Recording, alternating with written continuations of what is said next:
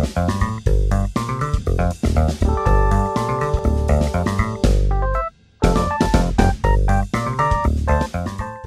uma grande movimentação, que era o período de 59 a 64 no Brasil, que deve ter sido um período extraordinariamente bom para viver.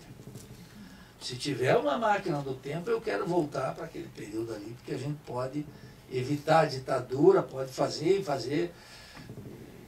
1000 Vietnãs, que foi uma consigna posterior.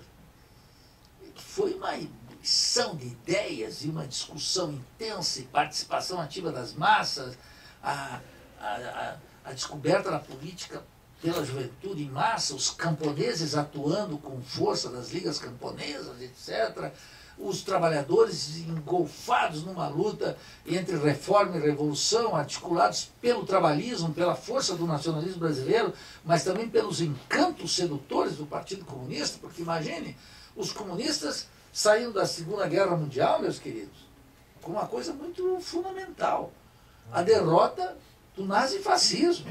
Isso não tem a ver com... Tu vai lá na União Soviética e diz assim, a Segunda Guerra Mundial, eles vão dizer o quê? Não, isso é a grande guerra pátria. Isso é uma guerra nossa. Lá os soviéticos deixaram 22 milhões de cadáveres na derrota do nazifascismo. Entendeu? Hoje, vocês pegam o Discovery Channel e todas essas coisas aí, é a apologia dos Estados Unidos. Parece que a luta contra o nazismo foi feita no Village ou em Nova York. Parece que foi uma batalha ali. Os russos deixaram 22 milhões de russos como cadáveres. Para eles foi a defesa da pátria, a defesa do socialismo e junto com isso a derrota do nazifascismo. Quer dizer, os comunistas saíram do pós-guerra como os verdadeiros guardiões da liberdade. Não tinha esse clima aí, tudo comunista, totalitário, o Gulag, e o Stalin, etc. E Stalin mesmo saiu na União Soviética com um prestígio enorme. Eram os caras que tinham derrotado o nazismo. E com a invasão da Rússia, não foi uma Pearl Harbor, não era uma coisinha qualquer. Era uma invasão gigantesca. Então, isso tudo tem que ser colocado no terreno histórico muito concreto. Os comunistas saíram com isso. Agora imagine esse prestígio imenso, a força do Partido Comunista, com aqui no Brasil um trabalhismo também gigantesco, que vinha numa tradição desde 30 se montando, com João Goulart, com Leonel Brizola, etc., isso nos sindicatos, etc. O que estava em curso era essa discussão aqui. E o Guerreiro Ramos. Vocês acham que eu ia me esquecer? Capaz. E o Guerreiro Ramos, que aqui, olha como estava avançado. Olha como era avançado. Essa discussão nos sindicatos, nos estudantes, o peso da UNE não é esse fantasma que está aí. A UNE com uma capacidade de mobilização, com caráter de representatividade junto aos estudantes, que ela perdeu, rigorosamente perdeu, uma coisa que tem que ser recuperada.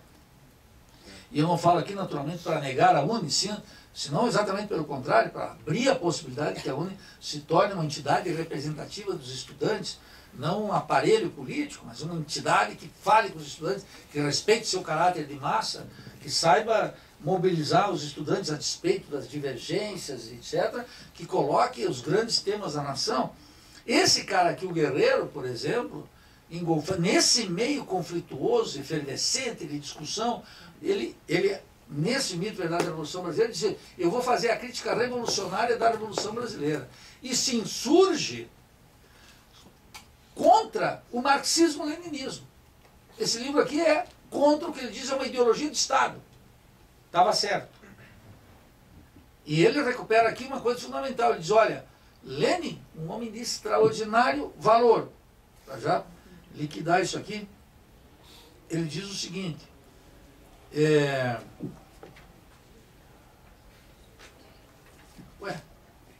fui eu que escrevi isso, eu não estou achando que sumiu. Ele diz o seguinte, do Lenin e do Marx. Olha aqui.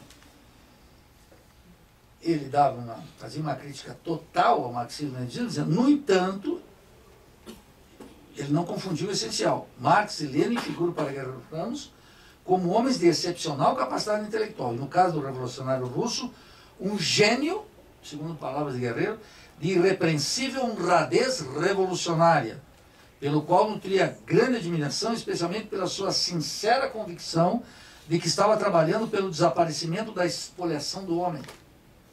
Então o Guerreiro, um nacionalista, um trabalhista, dono de uma cultura gigantesca. Eu digo que o primeiro cara que introduziu o Lukács no Brasil foi o Guerreiro. Eu disse isso para o Carlos Nelson Coutinho, para os aprendizes de Lukács, lá do Rio. O Guerreiro, quer dizer, esse prestígio do trabalhismo, esse prestígio imenso dos comunistas, e ainda tinha a crítica do Guerreiro dizendo isso aqui, o marxismo-leninismo é um verdadeiro obstáculo para a Revolução Brasileira. Imagine o clima intelectual para fazer isso aqui. E ele diz nesse livro, olha, todo mundo me disse para eu não publicar esse livro, nem escrever esse livro, mas eu vou mandar bala. Ele mandou bala por um desprendimento do Guerreiro, mas também porque tinha amparo social, demanda social para ele fazer a crítica revolucionária da Revolução. Nós vivíamos, de fato, em 64, um período extraordinário, um período que estava se discutindo pelas massas, pelas vanguardas, e nesse contexto de vanguardas, nasceu uma pequena organização, a Organização Revolucionária Marxista Político-Operária, a famosa POLOP, da qual esse sujeito aqui, o Michel Louvi, também nasceu. Ele, Paul Singer, um monte de gente que estava por aí, tudo cria da PO, tudo junto com a PO, a Política Operária. Qual era a da PO? A da PO era o seguinte, temos que fazer a crítica à concepção da Revolução hegemonizada pelo Partido Comunista Brasileiro e temos que fazer essa crítica desde o marxismo. Então a operação sutil era tirar o marxismo do monopólio do Partido Comunista. O PCB é o instituto oficial do marxismo e nós vamos fazer a crítica da Revolução não como os trabalhistas, não como os social-democratas, não como os liberais, mas desde o marxismo. Uma pequena organização muito pequena, onde estava Teotônio dos Santos, Vânia Bambirra, Vinícius Caldeira Brandt, Rui Mauro Marini, etc. Uma quantidade de gente jovem, intelectuais de primeira grandeza, que estavam surgindo, se formando. Eu quero dizer, daí que eu quero dizer para vocês, essa potência nasce da militância política, da rebeldia, da revolução. Não nasce no programa de pós-graduação, lamento. Tenho que dizer. Nasce disso, de algo vital, de algo vital. Então esses caras começam a fazer a crítica. É nesse esforço de crítica à estratégia da Revolução Brasileira representada pelo Partido Comunista Brasileiro que eles voltam para a leitura do Capital. Voltam à leitura do Capital. Ler o Capital, aprender o método Marx e fazer a crítica da estratégia do partidão. Olha só que movimento extraordinário, porque implicava em... Não implicava nem, eu nem vou dizer que implicava voltar a Marx, implicava em ler Marx com rigor. E essa gente fez esse processo. Não é que eu estou querendo dizer para vocês fazer um grupo de estudo do Capital, que seria muito bom se fizesse também. Não é que eu estou querendo insinuar isso. Um grupo de estudo aqui no Direito, com 40, 50 alunos, seria muito bom. Mas eu quero dizer, essa leitura rigorosa fez com que, quando vocês pegam Dialética da Dependência, porque antes disso, quer dizer, tinha um conjunto de críticas já, por exemplo, ao caráter absolutamente nefasto para uma economia nacional, dependente, periférica, latino-americana, do investimento estrangeiro direto, já existia. Já existia as críticas ao fato de que a agricultura capitalista moderna refuncionalizava a seu favor as formas arcaicas visíveis na exploração capitalista no campo. Já existia a crítica, a rigidez, a incapacidade da indústria brasileira de elevar o salário mínimo e assalariar a maior parte dos trabalhadores brasileiros. Já existia tudo isso. O que não existia era uma crítica acabada, global, bem feita, reunida, a partir de um marco teórico estabelecido. Sem as ilusões cepalinas e, ao contrário disso, crítico das ilusões cepalinas. Então, a teoria da dependência se afirma, mas tinha algo fundamental. Os marxistas observaram aquilo que o Prebisch tinha sacado. O que o Prebisch tinha sacado? Tem um fenômeno real. A CEPAL não explica dizem esses marxistas. Mas o fenômeno que ela identificou da deterioração dos termos de troca, isso é um fenômeno real. Isso ninguém tinha visto antes. E os marxistas disseram, opa, isso aqui é fundamental. Por isso que o Brizola dizia lá, as perdas internacionais, né, que aquele cretino do campus lá dizia que perda internacional é quando alguém vai no aeroporto de Miami e perde as malas. Aqui a esquerda estava dizendo o seguinte, tem uma quantidade de riqueza que produzir aqui, vai para fora. E um fenômeno que era a deterioração dos termos de troca, os marxistas disseram, a explicação que a CEPAL dá não é suficiente. Mas por que não é suficiente? Porque eles diziam que bastava industrializar para que o fenômeno cessasse, desaparecesse, industrializou e a deterioração dos termos de troca permaneceu. Então, o fenômeno é verdadeiro e se reafirma agora sob condições industriais, mas a explicação é insuficiente. Isso que eu quero mostrar assim, como o Prebisch disse, olha, a economia capitalista aqui tem um problema que é a deterioração, os marxistas disseram, os cepalinos pegaram um problema verdadeiro, só que não deram uma explicação adequada. Nós vamos ter que explicar isso. O que era a deterioração dos termos de troca para a CEPAL, se transformou na literatura marxista os termos, o intercâmbio desigual, que tem uma legalidade nas categorias marxistas. Se interpreta diferente e se chega a uma solução de maneira diferente. Eu vou explicar isso com um pouquinho mais de detalhe ainda. Então, monta-se esse cenário e esses autores começam a dizer, nós temos que explicar o fenômeno da dependência. Ah, mas em que categoria é essa dependência? É a dependência da CEPAL. Eles têm uma teoria da dependência lá na CEPAL, que é o estruturalismo cepalino. E aí começou uma crítica ao estruturalismo cepalino, se estruturando sobre a forma de teoria da dependência. A teoria da dependência era um movimento de ideias.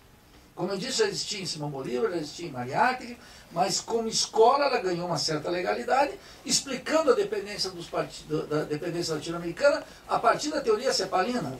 E começou no meio dessa crise toda uma crítica à CEPAL que foi se descolando da forma de constituição de uma teoria da dependência, que era, em parte, afirmação das teses de CEPAL e, em parte, crítica das teses cepalinas. E ficou conhecida, e hoje é conhecida como teoria da dependência. E era a crítica, assim, tem uma coisa aqui que é verdadeira, a dependência existe. Um pequeno parênteses. Uma vez lá no México eu encontrei o André Gunder Frank, e aí a dependência, uma pequena crônica, eu fazia minha tese de doutorado, assim, num desânimo. A minha tese de doutorado foi sobre a teoria da dependência. Então, era quase que numa época em que o México estava assinando um tratado de livre comércio, o neoliberalismo, eles estavam quase me mandando para a antropologia. Você vai fazer lá a história, as ideias no objeto que desapareceu. E eu encontro o Gunder Frank, embaixo do Instituto de Investigações Sociais, e pergunto para ele, e aí, Frank? Eu nem conhecia ele, como se tivesse uma intimidade com ele. E aí, Frank? Foi assim mesmo. E aí, Frank? E a dependência existe? E o Gunder Frank, assim, parado num banco, sozinho. Assim, a grama existe? Eu falei, claro, está aí, verdinha. Tal como a dependência existe. A grande questão é o que nós vamos fazer com ela. Está dado, a dependência está aí. Então, olha lá, 11ª tese de Feuerbach, de Marx. Os filósofos interpretam um mundo diferente, a questão é transformá-lo. Tá bom, a CEPAL tem uma interpretação, os marxistas, o Frank falava assim, os marxistas têm uma, só que a questão é o seguinte, o que nós vamos fazer com ela? Tem que ir para o socialismo e essa coisa está parada. Entendeu? E ele mesmo nunca se reivindicou marxista. E era um velho genial, brilhante, brilhante. Uma heresia completa, brilhante, extraordinário. Vale dar até ano de contar pequenas histórias para mostrar o que era esse sujeito maravilhoso que era o André Gunder Frank. Extraordinário, extraordinário. Irreverente por completo, herege por completo. Nenhum bando gostava dele, gostava da figura dele, mas não gostava das teorizações dele. Nem os comunistas, nem os trotskistas, porque ele tinha mais proximidade. E nem os marxistas ortodoxos, nem os heterodoxos, porque dizia, o Frank vem, ele desorganiza tudo, e o Frank vem, mas ele tinha uma capacidade de matar a charada.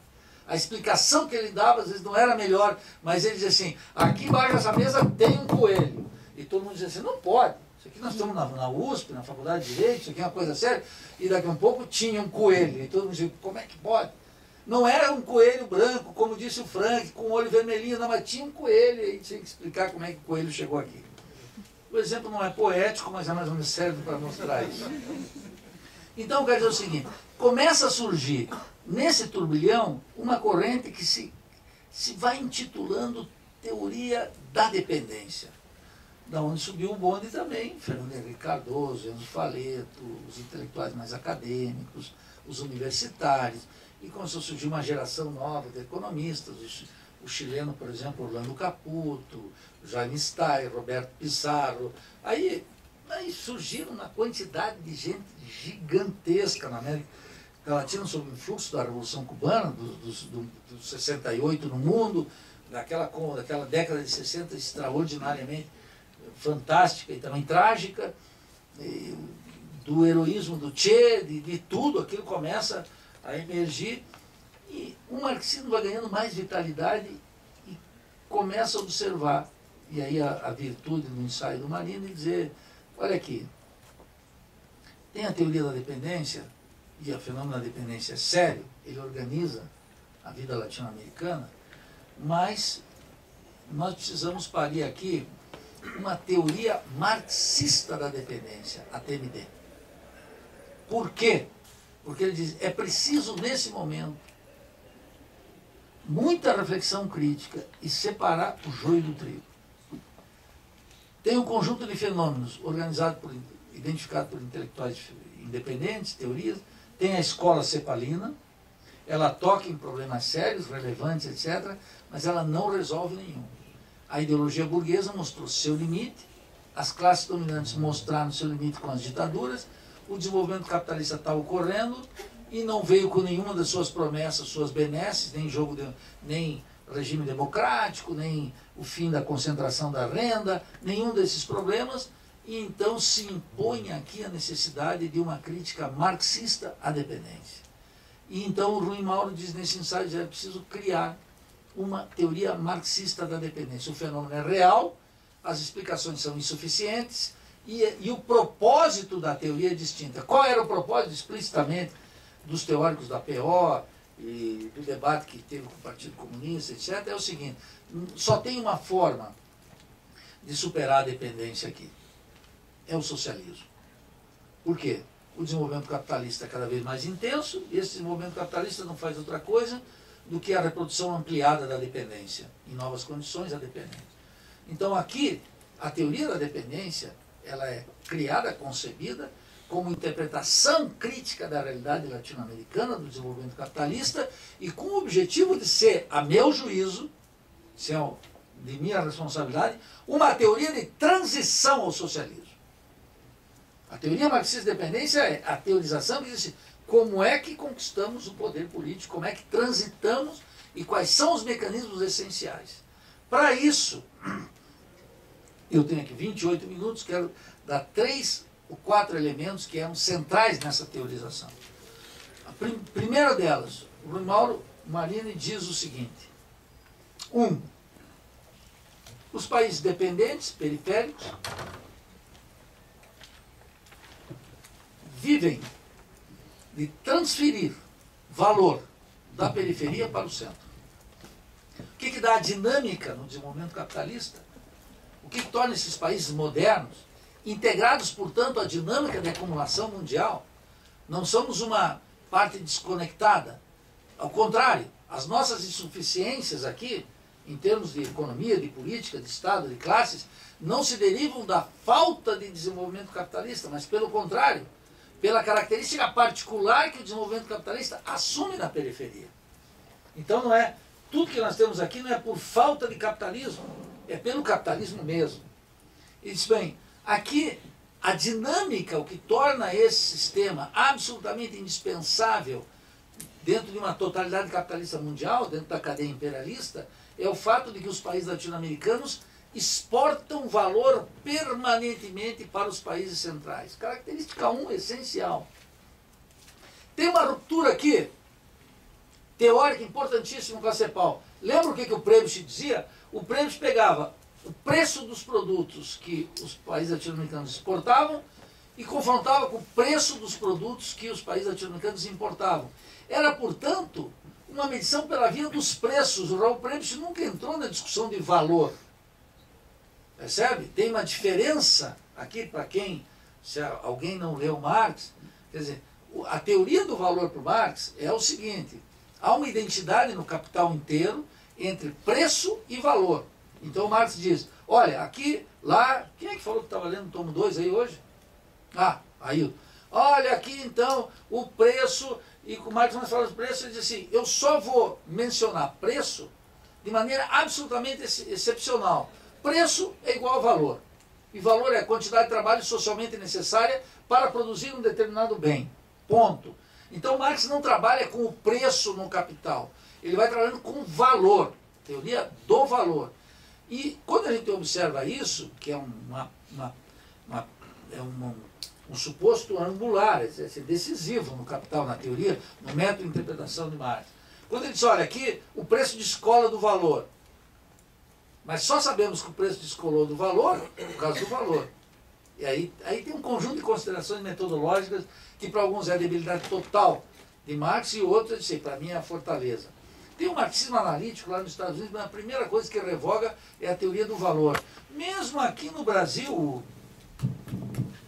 o alemão do grupo Crisis, lá, o Kurtz, que foi muito popular, a primeira coisa que ele disse, olha, ou o Genotti aqui, uma certa herança marxista, que é o livro dele, disse, olha, tem uma coisa aqui, é o seguinte, é insustentável no Marx, a teoria do valor. Bom, se a teoria do valor é insustentável, jogue Marx fora. Não dá para fazer mais nada. Sem a teoria do valor do Marx, não dá para fazer absolutamente nada. Vamos fazer aqui umas quinquilharias, uns livrinhos, umas coisinhas, não dá para fazer mais nada. Bom, então, o marido disse, olha aqui, o problema aqui não é o problema dos preços, é o problema da produção do valor. E não vamos analisar só essa esfera da circulação. Embora esse problema apareça na esfera da circulação, só podemos explicá-lo onde começa verdadeiramente a ciência, como diz Marx, que é no terreno da produção do valor. Mas, você veja que o Marini já desloca, e os marxistas deslocam o tema dos preços, da formação dos preços, da desigualdade dos preços, para um terreno muito mais firme, que é o valor, preservando algo fundamental. Aquilo que é a deterioração dos termos de troca para o Prebisch e para a CEPAL se transforma num algo muito essencial. A vitalidade do sistema consiste precisamente que aqui se produz uma quantidade de valor que não permanece aqui, é transferida para fora de maneira permanente. Quer dizer que aquela metáfora do Leonel de Moura Brizola, das perdas internacionais, já está acompanhada do Karl Marx, que não é pouca coisa. O Brizola nem sabia disso. Claro, depois ficou sabendo disso, estava todo mundo no exílio já. Quando descobriu isso, estava todo mundo no exílio. Então, esse era um primeiro problema importantíssimo. Os marxistas começaram a observar o seguinte, é quase como se responder, eu diria aqui em termos pedestres, mais certeiro, por que somos pobres? Somos pobres por quê? Não porque não se tenha produção de riqueza aqui, é porque a riqueza produzida aqui não permanece aqui. Quer ver um livro de divulgação que mama dessa tradição? É o livro do Eduardo Galeano, As Veias Abertas da América Latina. As Veias Abertas da América Latina, que é um livro de popularização, é um livro ainda vital, porque ele expressa um pouco no terreno literário e no terreno essas grandes teorias que estavam pulsando na América Latina. O pensamento liberal já rechaça de cara isso, já diz de qualquer modalidade, diz, olha, os países centrais são ricos porque eles são altamente produtivos. Não tem a ver com a transferência de valor. De cara dizem isso. Mas aí já se colocou um tema importante. Segundo, o Romualdo diz o seguinte, bom, essa burguesia, por isso mesmo, ela, nesse jogo de transferência de valor, não importa se é produto agrícola ou produto de natureza industrial. Em qualquer caso, haverá essa transferência de valor. Por quê? Ele diz, quando se está é muito evidente que quando é produto agrícola, quando é produto industrial, essa diferença salta aos olhos. Mas quando é produto industrial, quanto a produto industrial, ocorre um fenômeno que só as categorias de Marx podem explicar. O que é isso? O Rui diz o seguinte, lançando mão das categorias de Marx, olha, os capitais possuem aquilo que o Marx chama uma composição orgânica. Tem uma parte que é capital constante e uma parte que é capital variável. Essa parte que é o capital constante corresponde às máquinas, equipamentos, etc. E o capital variável é a força de trabalho. E todo capital possui uma composição orgânica e uma composição técnica. Quer dizer, esqueça essa coisa de técnica, agora vamos centrar na composição orgânica. Se essa composição orgânica corresponde à seguinte lógica: aqueles capitais com uma composição orgânica muito elevada possuem uma parte constante enorme, que tem a ver com o seguinte: o fato de que produzem sob condições técnico-produtivas superiores e, portanto, incorporam menos força de trabalho, máquinas e equipamentos de maneira crescente.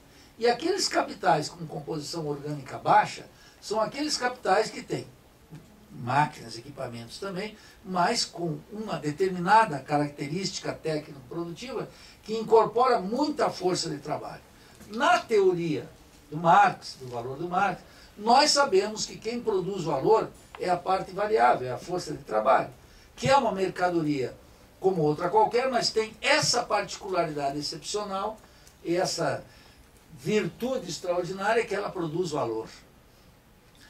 E diz o Rui, os países centrais possuem, portanto, capitais, em geral, com uma composição orgânica muito mais elevada do que os países periféricos. Tem um conjunto de problemas aqui que, por força de tempo e um conjunto de coisas, eu não posso esmiuçar. Mas eu diria aqui, acreditem um pouco em como padre. Agora vocês vão ter que acreditar um pouco aqui no que eu vou dizer. Mas estou sabendo que muita gente também leu a Dialética da Dependência aqui. Então, na concorrência entre os capitais de diferentes composições orgânicas, se estabelece um valor médio para as mercadorias.